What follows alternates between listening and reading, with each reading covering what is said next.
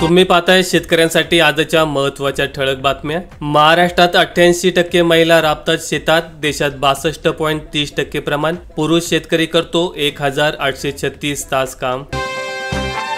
शेतकऱ्याने केली कमाल, 2.5 एकरात सोयाबीनचे विक्रमी 38 क्विंटलचे उत्पादन। अंतरीचे शेतकरी पीक स्पर्धेत जिल्ह्यात अव्वल।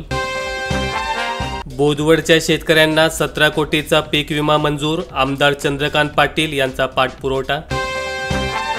साहेब कांद्याची नासाडी रोकालो पण हमी भावाचं काय? शेतकऱ्यांचा सरकारला खडा सवाल। विधानसभा रंगणार बच्चू कडूंची शेतकरी आघाडीची घोषणा। जरांगे पाटील यांना खुलं आमंत्रण। मुख्यमंत्री बळीराजा मोफत वीज योजनेचा 64,000 शेतकऱ्यांना लाभ। 930 कोटी रुपये माफ होण्याचा अंदाज। शेतकरी वर्गात आनंदाचे वातावरण। चाकण बाजारात कोथिंबीरीच्या जोडीला मातीमोल भाव। भाजीपाला पावसात भिजल्याने दरात मोठी घसरण। 4 लाख शेतकऱ्यांनी काढला पीक विमा। दर्यापुरात सर्वाधिक 58,477 शेतकऱ्यांची नोंदणी। बुधवारपर्यंत मुदत, आता मुदत वाढवण्याची शक्यता कमी। रेणापूर तालुक्यात संततधारेने पिकांची वाढ खुंटली। सोयाबीनला येलो मोझॅकने ग्रासले, शेतकरी चिंताग्रस्त।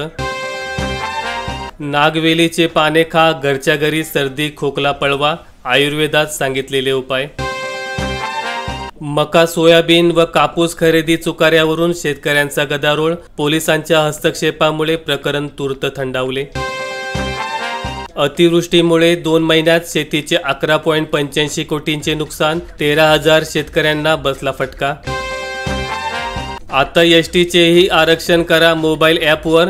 MSRT बस रिझर्वेशन ॲप प्ले स्टोअरवर उपलब्ध।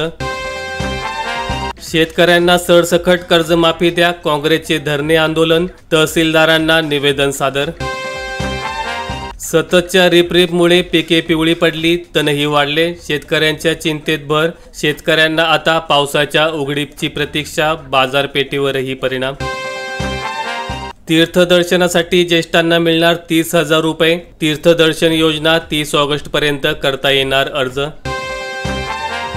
आर्थिकदृष्ट्या मागास विद्यार्थ्यांच्या शुल्कात 100% परतावा देणार। उच्च शिक्षण मंत्री चंद्रकांत पाटील यांनी साधला ऑनलाईन संवाद। माहिती आवडल्यास व्हिडिओला लाईक करून चॅनल सबस्क्राईब करा। धन्यवाद।